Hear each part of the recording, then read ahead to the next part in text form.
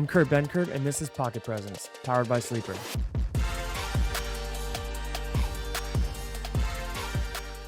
Here we go, Tyler. We have an exciting episode today. We're going to call it a little bit of an exercise. Can we tier the quarterbacks in the NFL right now in our rankings in, 7, 8 categories? That's the plan for today. We're going to go every single team and their presumed starter for the season to start, i.e. Sam Darnold instead of J.J. McCarthy. We're going to roll like that. We have some really good categories, and we're going to do this as a working exercise. Shout out to our editor, Hot Rod, who's going to have to work extra hard on this to make it clean because we're going to have a lot of dead space behind the scenes, but we're going to put together the perfect list, and you will be seeing this everywhere. We have a list of quarterbacks. We're going to work bottom up. We're going to start at the very bottom with the hot seat category. So as we look through this list, Kurt, who do you have on the hot seat coming into this 2024 season? I have a few players, but I'm gonna set the stage one more second. I'm gonna name the categories for the viewers so they know what's coming up. We're gonna start top down. There's gonna be one category at the top called him. These are the players that are him. They are top dogs. Then there's elite players that maybe aren't necessarily him, but they're kind of him, but they're still elite and they can change the course of a game. They can change the course of a season. They can lead their team deep in the playoffs. Then after elite, there's game changers. We talk about it with Cam Newton, game changers, game managers. This is going to be the game changers category. Maybe they're not elite, but they can change the game. And then we're going to talk about the next category, the wild cards. Who the knows? We have no idea. We don't know which version is going to show up week to week, but they're exciting. Sometimes they're bad. Sometimes they're really good. We don't know. Then we have the mid category. We all know what mid means here, assuming that we're all not of the age of 75 and above. And then we have the sub-mid category, the players that are not quite on the hot seat, but kind of like sub-mid, kind of like, we don't really know. And then finally the hot seat category. So we're going to start from the bottom up. And the way that I'm looking at this right now, this hot seat category gets a little tricky, man. We have... I'm gonna say number one on the hot seat category, and this is not going to be like Daniel Jones is not the 32nd quarterback in the NFL. We'll get to that later. Daniel Jones is on the hot seat. He is going to be the first quarterback in the hot seat category because it doesn't get much hotter than that. And I don't know, man. Tommy DeVito kind of balled out in some games last year, but Daniel Jones is going to take our first hot seat. And again, there's going to be 32 players on this. The second one that I'm going to put into the hot seat. I'm gonna put Will Levis on the hot seat. I think Will Levis is solid, but Will Levis is going to be at the bottom of this because his coach got fired from last year, the coach that picked him, and there's a new regime in. Will Levis is going to be on the hot seat this year, and he's got to do something in year 2 to not get out-drafted by whoever's coming up next year. So we have Daniel Jones, Will Levis. Then we're going to ask you about Will Levis. Yeah. Can we pause on Will Levis? For sure. We talk a lot about on this show. We talk a lot about on the show how Sam Darnold's only 28 years old. Will Levis only coming into year 2. You might be projecting what his situation is going to be, which I don't disagree. How do you feel about Will Levis as a player? Like, do you think there are even tools there for him to work with? Yeah, Will Levis has the tools to work with. This right now is based on his situation, and I don't know many quarterbacks that would find a lot of success in Tennessee this year, given what he's up against. So this one is going to be more situationally for me predictive than it is necessarily how I think he can handle business as a starting quarterback in the NFL. I think he can get it done. I think it sucks that he had to play in year 1 because everyone knows the longer you wait as a quarterback to play, the better you're going to be. That's just kind of like the lay of the land nowadays. But quarterbacks aren't given much time to develop. So that's kind of where we're at here. But this is going to be hot seat stuff. So hot seat here, we have Daniel Jones, we have Will Levis, and I'm looking at some of these other quarterbacks. And again, some of these quarterbacks would be in the mid category, would be in the wild card category. I would have put Daniel Jones in the wild card category last year had he not have had everything that he had. He's a wild card type of player, but this year he's on the hot seat. Next on the hot seat for me, people might hate it, people might love it, but say what you want. Bryce Young is going to be on the hot seat. I think Bryce Young can play. I think he's going to be I think he could play, but Bryce Young is on the hot seat this year. No quarterback goes through their first season being the worst team in the league. Then if he follows it up with a second season as the worst team in the league, you cannot tell me that by year 3, transfer all the way into next year, if they go if they go 1-16 or 2-15, whatever this year, that Bryce Young is not going to be questioned. That's just how it happens in the league. That's what happened with Sam Darnold back in the day. That's what happened with guys like Josh Rosen. That happened with a lot of guys, right? Like, people move on. Zach Wilson. Bryce Young will be put into the Zach Wilson category if he does not show true flashes and win them games damn near by himself this year. So I'm going to put Bryce Young, unfortunately, on the hot seat in year 2, which I think is not fair for a guy just getting his career started with the worst team in the league. Bryce Young, though, I want everyone to hear this, could be like Baker Mayfield. Baker Mayfield had a rough start in Cleveland, but kind of shaky, whatever. Baker did lead him to the playoffs. Then he got casted out, bounced around to a few different teams, and then now he's found a big contract with a team because he is capable. I think that could be Bryce Young. Give him a better situation, he probably could make some things shake. But I think he's on the hot seat right now because you fast forward through year 2, if it sucks again, who knows what the hell is going to happen in Carolina. And it wouldn't be a bad thing if Bryce Young left and went somewhere else. It's worked for other guys. So those are 3 guys right now. And I'm looking at the rest of this list. I'm going to assume that, let's see. Okay. I mean, this is tough. There's a lot of guys on here that I'm like, could be good, could be good, could be good. I'm going to say last guy on the hot seat here, probably shortest leash of most, is going to be Sam Darnold. And mainly because they did draft JJ McCarthy, top 15, top 10 maybe. Was it top 10? No, it was top 15. Sam Darnold, this is kind of, in my opinion, his last hurrah to prove it. I believe that Sam Darnold could find his way into the wild card category this year. He could find his way into a game changer category this year. Starting the season, he is 100% on the hot seat. They have the quarterback behind him and waiting. He's got an all-pro receiver that he can throw to. He's got a really good running back to hand the ball off to. He's got a former first-round pick, I think. Addison was a first-round pick, second-round pick, something like that. They've got weapons. They're up against a lot, though. This Vikings team is not necessarily built to play defense with the rest of them in that division. So Sam Darnold's got to play above and beyond, in my opinion, to keep his job safe. And these are the 4 guys that I'm looking at that are on the hot seat as of right now. I think that we're looking at the Denver Broncos as well. And I'm looking at him. Jared Stidham, if he's starting, he's on the hot seat. But I'm going to say that Bo Nix is going to start this season. You heard it here first. Bo Nix will start this season. I'm not going to put him in the hot seat category. He's a rookie. But I'm looking down this list of quarterbacks. Ooh, we got another one. Who's going to start for the Las Vegas Raiders? Is it going to be Aiden O'Connell or Gardner Minshew? I'm going to say it's got to be Gardner Minshew. Gardner Minshew has got to play for them. And I'm going to put Gardner. Yeah, we're going to save Gardner. I'm looking through this list. Are there any more hot seat contenders? Yeah. Can I enter a guy for your consideration? And this might transition us now into the sub-mid category, but I'll have you make the argument one way or another. Yeah. Russell Wilson seems to be a guy that is on his last straw, last team. If it doesn't work out, he's out. Absolutely. Adam, I did not see his name on the list yet. I'm still scrolling through. Oh, Russell Wilson is 100% on the hot seat this year. 100%. And I wouldn't I'm sorry. I think the Steelers would be a better 9-8 football team with Justin Fields than a 9-8 team with Russell Wilson. I think that the Steelers could end up blowing people out with Justin Fields and also losing games they shouldn't. I just think what do the Steelers have to lose, dude? They're the worst team in their division this year to start the year, presumably in the preseason rankings, preseason whatever, preseason hype. Go with Justin Fields, dude. They both cost you no dollars. Go with Justin Fields. Let him lead the way. Let him get swifty with his legs. Let him change games and win games that you shouldn't, and try to teach him how to manage games that he can actually win with how good that defense is. The Steelers were able to win games with Kenny Pickett, Mason Rudolph, and whoever the hell else they had last year. They made it to the playoffs. Justin Fields can lead them into the playoffs if they so choose to give him the reins. I don't think Russell Wilson can do it this year. I don't think he's shown in the past 5+ years that he's been able to do it.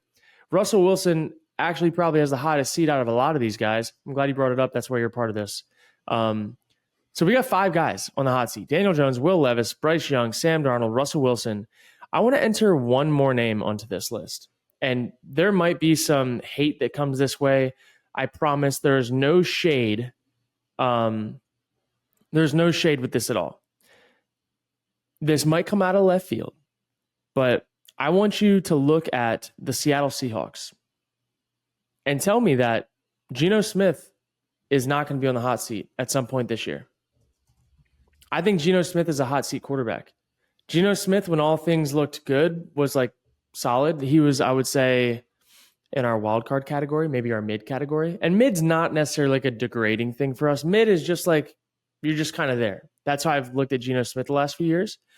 The way that season ended for them, the turmoil, no more head coach Pete Carroll, right? Like, there's a lot of change coming, and the commitment they made to Geno Smith was kind of premature, in my opinion.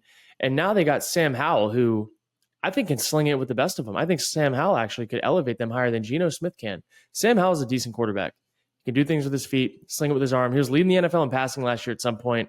I think if things don't shake out great with Geno this year, they're going to go with the younger option. And so I'm definitely adding Geno Smith to the hot seat category at this point in time.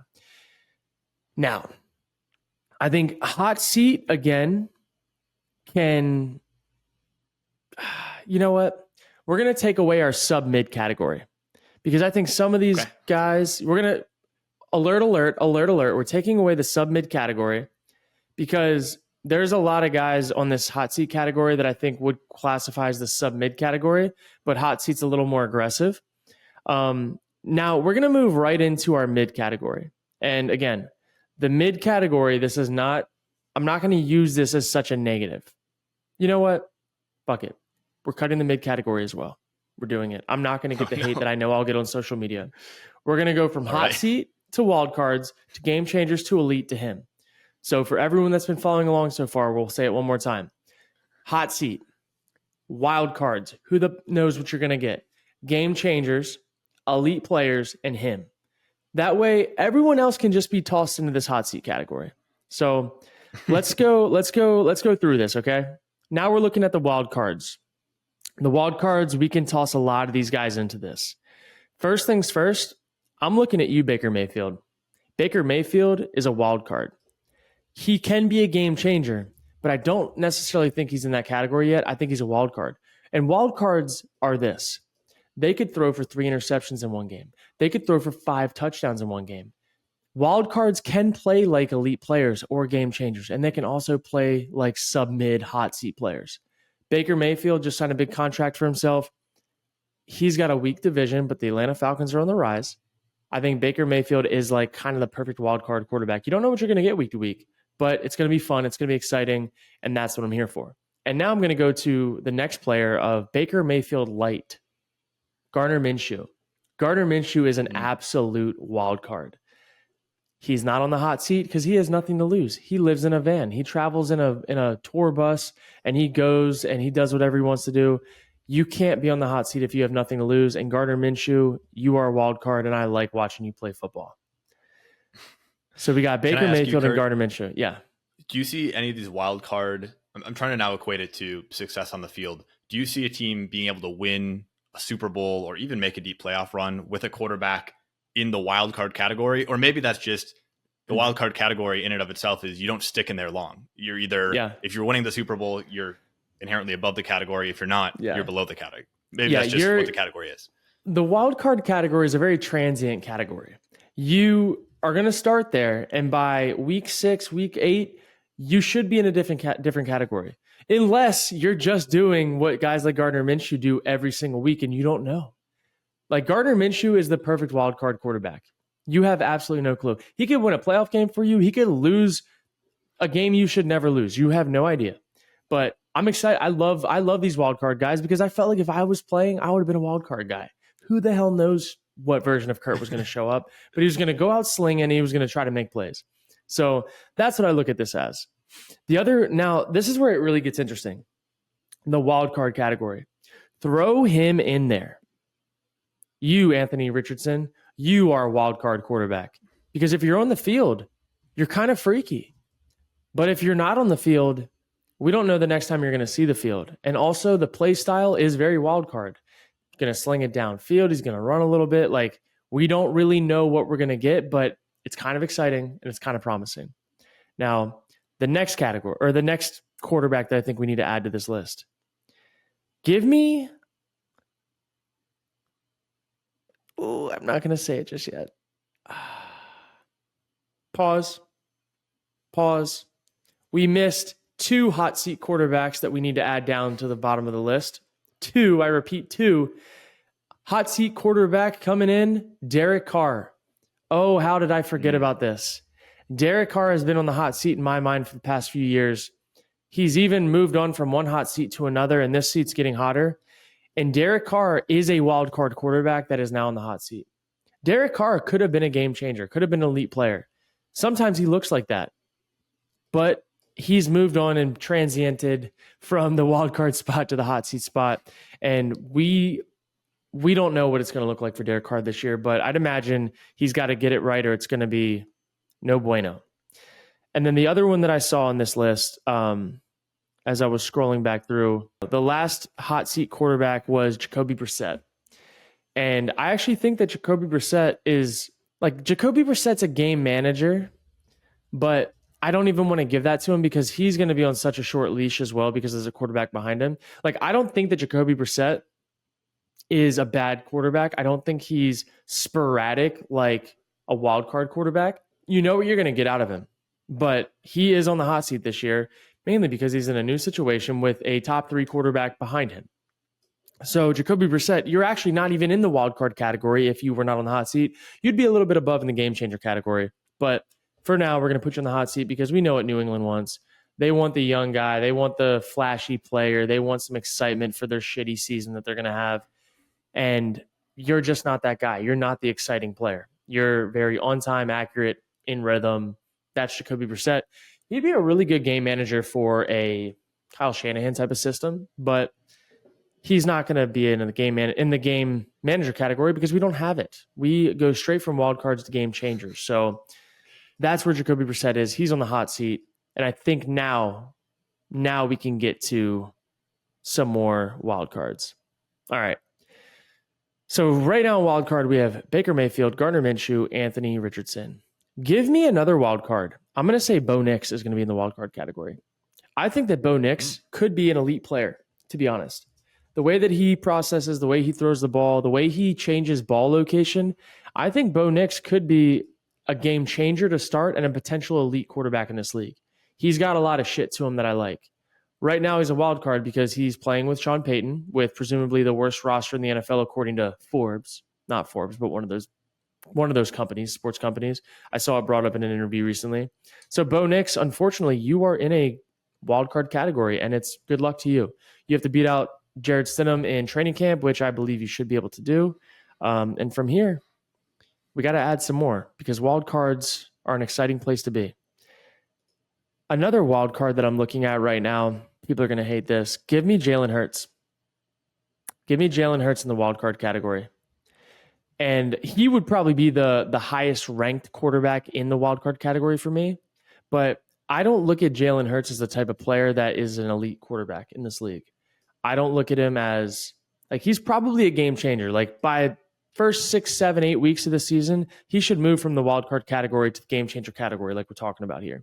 Again, wild card category, you should not stay there, but that's where you're starting. Jalen Hurts has a really big year ahead of him. He had a really rough season last year, all things relative, besides all the tush-push touchdowns. He had no help from his offensive coordinator, so now he has a new offensive coordinator. But he does have all the weapons in the world right now. He has a monster stacked offense, and there's no reason why they should not be able to prop him up and make him look like a game changer. And if he cannot, I don't know, man. Some people are saying that Kenny Pickett's slinging the ball at practice better than Jalen Hurts is, and I'm not shocked.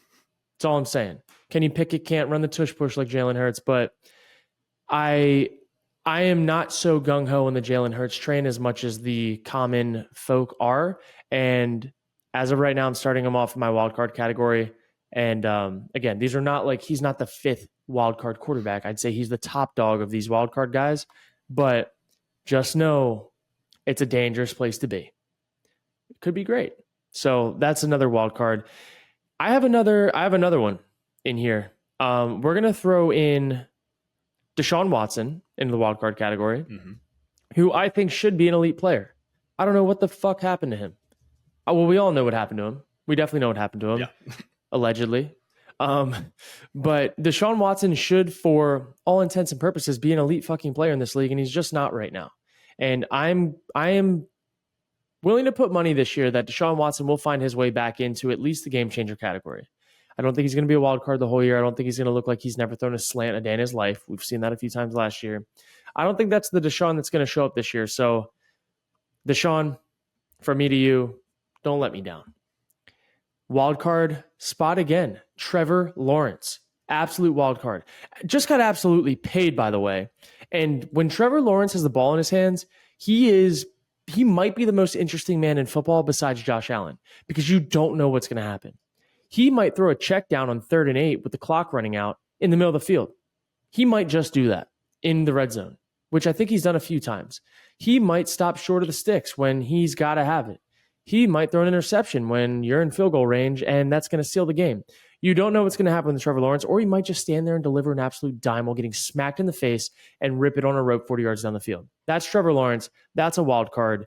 And again, he could be a game changer. Some weeks he is. Some weeks he should be on the hot seat. Should he be elite? He's got all the talent to be elite. Can he put it together this year? We'll find out. He lost some receivers, and their division's only getting tougher. So Trevor Lawrence, wild card, could potentially be a hot seat guy, but they just paid him for 3 years, so he'll probably never be a hot seat guy because the Jaguars don't know anything about financial responsibility. Clearly, business of sports, Tyler can talk more about it later. We're going to put one more quarterback in the wild card. Fuck. I don't know what to do with these two other quarterbacks. Do they go in game changers or do they go in wild cards? I'm looking at this list and I don't even know who you're talking about, because anybody that I see will upset a lot of people if you put them in the wild card category. But or you know what? Game changers. Go ahead and do it.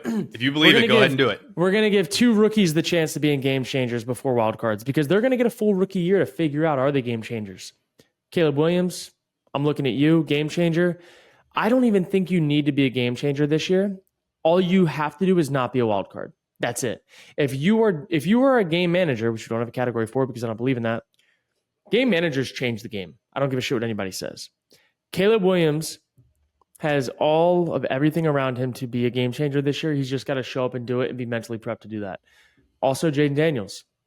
Jaden Daniels is going to be a problem this year. If he can stay healthy, holy shit, he's going to be a problem this year. They're building around him. They're going to have a better defense. They have weapons on offense. And I think he's got a division that's kind of like ready to be blindsided a little bit. So I'm going to put Jaden Daniels in the game changer category to start. Again, both these guys could very quickly end up in the wild card category. They won't end up on the hot seat. They're rookies, but give me Jaden Daniels and Caleb Williams both in this game changer category to start. Now that we got the rookies out of the way, because I don't want people to like, oh, where are they, wild cards, whatever. Those guys have to be game changers. They at least have to make some sparks this year, which they're all able to do. Now we got some really interesting crop left. We have the elite category, we have the him category, and we have this game changers category left. I'm going to put Jared Goff in the game changer category. Give me Jared Goff. Jared Goff is consistent. He makes big time throws on third downs. He doesn't really turn the ball over much through the air. He has some fumbles from here and there, but it's not the most elite there. But Jared Goff's accuracy and just daggerness on third downs and in the red zone makes him a game changer. He does some things that you're looking at him and you're like, physically, you're not a specimen, but damn it, dude, you can sling the pill and I like what you got. So Jared Goff is a game changer. He just got paid as well, I believe. I'm going to say that Kyler Murray is a game changer.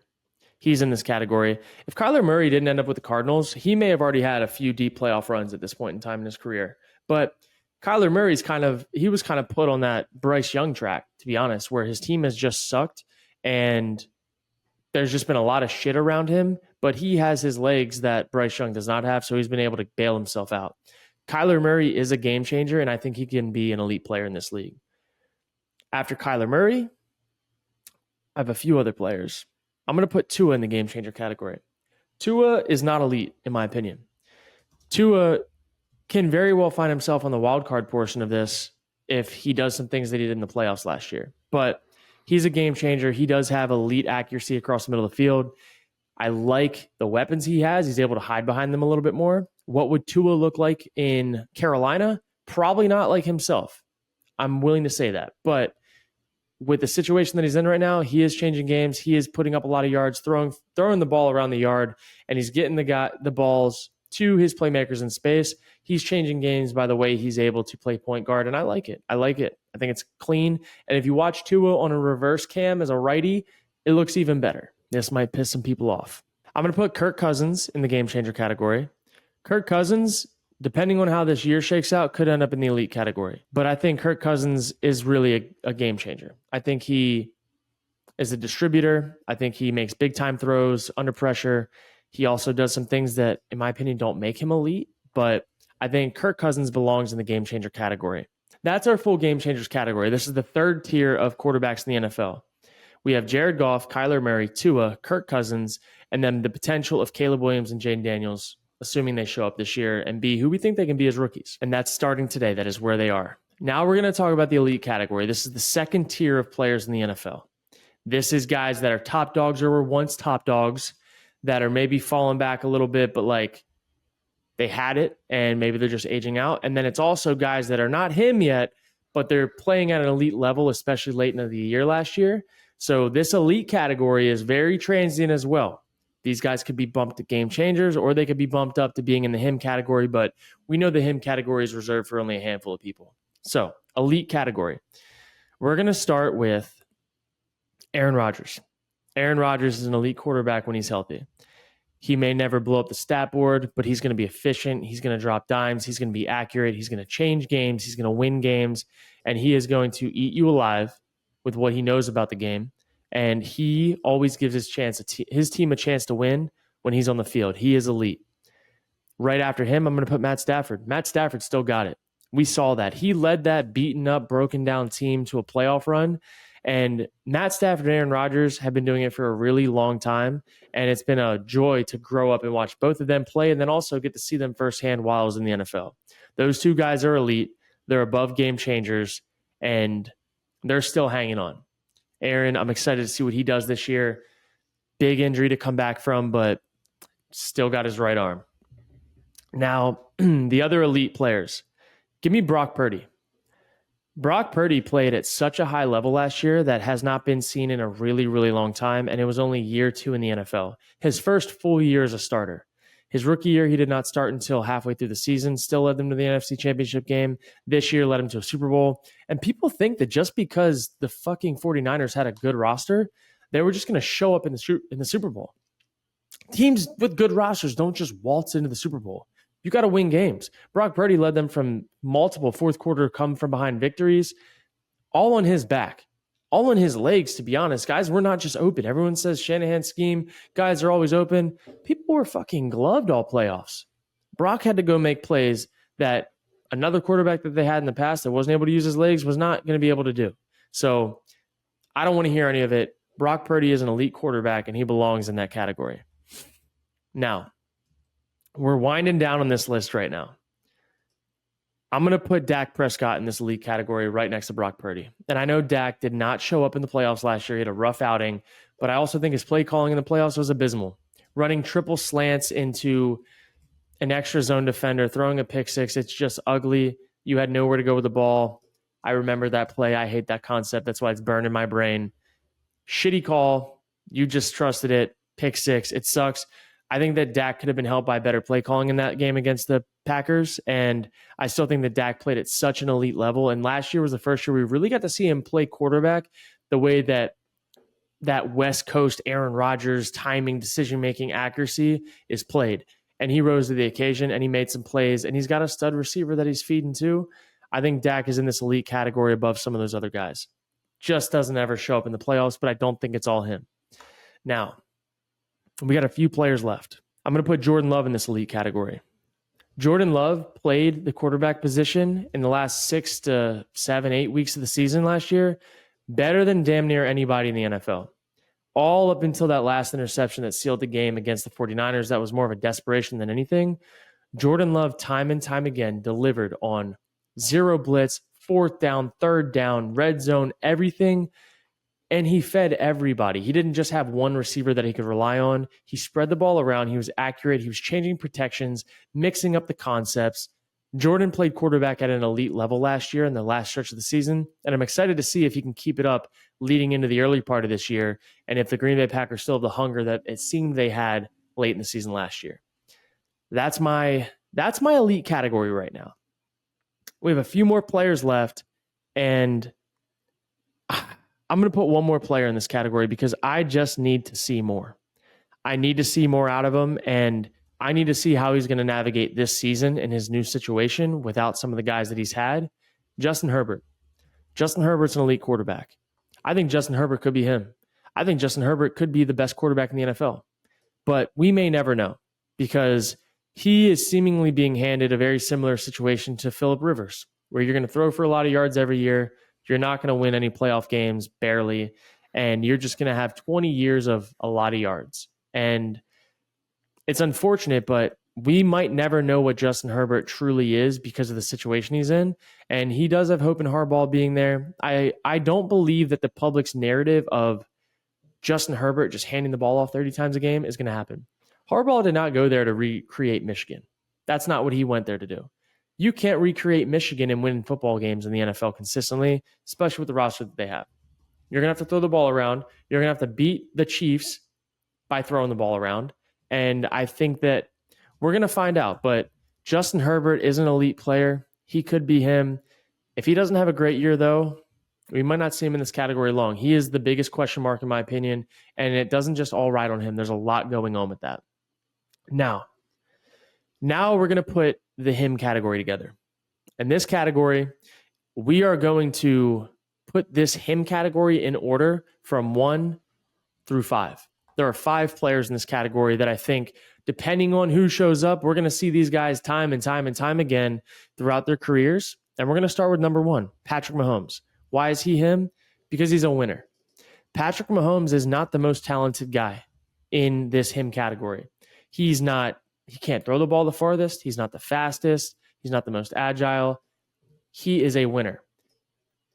Pat Mahomes, to me, is kind of like a Kobe Bryant. Kobe was never the most talented guy, but you knew with the game on the line, you wanted him to have the ball. And that's not saying he's not talented, because Kobe was very talented. Patrick is very talented. He can do things with his arm that other people can't. But as the whole package, you would not look at Pat Mahomes and think, damn, he's the number 1 most gifted guy in the NFL, because he's not. He's just a baller, and he will win you games. And not to mention, he's got the best offensive mind, in my opinion, in football right now, right at his side with some really good weapons. And Hollywood Brown is going to be a stud this year. Fantasy advice for the future. Patrick Mahomes at number 1. Number 2, give me Josh Allen. Josh Allen has been given such a shit situation more often than not. He has had to put the team on his back more often than not. He's been through multiple offensive coordinators, something that Patrick Mahomes has not had to do throughout his career. Pat has had a few OCs, but the actual play caller has not changed.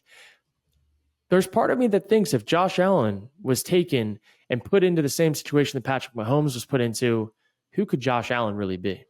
I would love to see it in a parallel universe, but that's not the world we live in. So for right now, Josh Allen's going to be number 2 for me. Then number 3, give me Lamar Jackson. Lamar Jackson has everything. He just has not been able to put it together in the playoffs. The one thing about Lamar Jackson, though, is for some reason, his offensive play caller did not help him in that game against the Chiefs. They got away from what they did best. And when Lamar Jackson can be a threat as a runner and his running game is a threat and there's downhill, just power football being run, the play action game that he's able to thrive in with man crossers and deep balls and this and that, Lamar was such an accurate passer last year. He looked so comfortable in the pocket, more so than ever in his career. And we've seen it in spurts. A few years ago, he threw like a 5-touchdown game against the Dolphins. I think last year he did it again too. He's a thing for the Dolphins. But Lamar has looked like an elite passer from time to time. Last year, he looked like it more often than not. He also Lamar could be the best quarterback in the league, in my opinion. Same thing. If you put Lamar Jackson with Andy Reid, holy shit, I think Lamar could be everything that we thought Michael Vick was going to be. And Lamar is that guy. But he plays in a weird scheme. Downhill offense, sticky defense, NFC or AFC North. Like, the situations are all different. He doesn't just get to waltz into games and just expect to beat people because of who he is. If Lamar Jackson played in the AFC South, they might win damn near every game. But he doesn't. He plays in the AFC North. So give me Lamar Jackson at 3. And now this is where people might get upset, but number 4, give me CJ Stroud. There are not many people that played quarterback better than CJ Stroud last year as a technical quarterback play, as how the position is coached, the timing, the accuracy, the way that he's able to flick the ball without having a super stride, long stride into it. When you watch CJ Stroud next time, watch his tape, watch how he plays from a tight, narrow box in the pocket like a boxer. Every throw he makes, if he has somebody in his lap, it really doesn't affect him like it does other guys. And CJ Stroud has an innate ability to do that, and he can make plays with his feet, and he's got good ball placement, and he's able to feel the game and see the game. CJ Stroud has the whole package, and you're going to see him in this him category for a long time as far as I'm concerned, especially if they keep building around him and keep solidifying that defense. CJ Stroud is here to stay. And now number 5 in the him category, Joe Burrow. Joe Burrow has the sex appeal that America loves. They love Joey B, Ice Burr. They love it all. I think that Joe Burrow has this him quality to him that puts him above being elite, mainly because he's got this Tom Brady feel for the game that you just know they're still in the game when he's in it. And some games, some seasons, some whatever, it might not be up to par, but you're never going to count him out because he does have ice in his veins. He's deadly accurate down the field. He does need receivers to be successful. He's not a guy that's going to be able to just go take a shit team and make a Super Bowl run with them. He needs guys. Tom Brady needed guys. And the more guys that Tom Brady had, the better Tom Brady looked. The less guys he had, the harder it was, but he still found a way. I think Joe Burrow can be that kind of guy. There was not really many years in the NFL where you looked at Tom Brady as he was the best, most quality quarterback in the NFL. But he was a winner, and he found a way to win, and he had that it factor to him. And I think that's what Joe Burrow kind of brings. And he's got a lot more swag than Tom did. So that's my top 5 in the him category. The rest, you can mix and match and do all the things you want to with them, but we'll read this thing from top down. Him category, Patrick Mahomes, number 1, Josh Allen, number 2, Lamar Jackson, number 3, CJ Stroud, number 4, Joe Burrow, number 5. Now, moving down to the elite category. These are the elite players at the quarterback position that are either rising or falling from him, rising from game changers, very transient category. Elite category. We have Brock Purdy, Dak Prescott, Jordan Love, Justin Herbert, Aaron Rodgers, and Matt Stafford. In no order, that's the elite category. Not quite him, but the teams need them. Some of them could be him one day. Now we have the game changers category. This is the one where, like, yeah, these guys, you're definitely benefiting from having them on your team, and they could move into elite.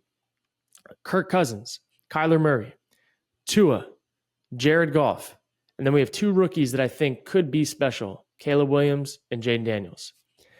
Now we have the wild card category in full review. These guys, who the hell knows? They might not know. They might not know who's showing up in their own skin that day, but it's going to be a wild, wild time. You got Baker Mayfield. You got Gardner Minshew. You got Jalen Hurts, who, again, Jalen Hurts could be a game changer, but I don't know. We'll see this year. You have Deshaun Watson, Trevor Lawrence, Anthony Richardson, and Bo Nix. I think Bo Nix could be a special player, but weird situation. Tough sledding, big dog. Now, finally, we have our hot seat category. Those that either are on the way out, maybe on the way out, are on the way in somewhere new with a short leash, or they have a young stud behind them that team really does want to be the guy one day. You have Daniel Jones, Will Levis, Sam Darnold, Russell Wilson, Geno Smith, Derek Carr, Jacoby Brissett, and Bryce Young. Those are my hot seat quarterbacks this year. That is the full list, top to bottom. Definitely want to hear what the comments are. We'll have a lot of comments, I'm sure. There's no shame, no ill will wished upon your teams, but this is how we're starting the 2024 year, and we will be making more of these every single week, whether it's in video form or in just a graphic on Twitter. You'll be seeing the rankings, and they will be hot off the press.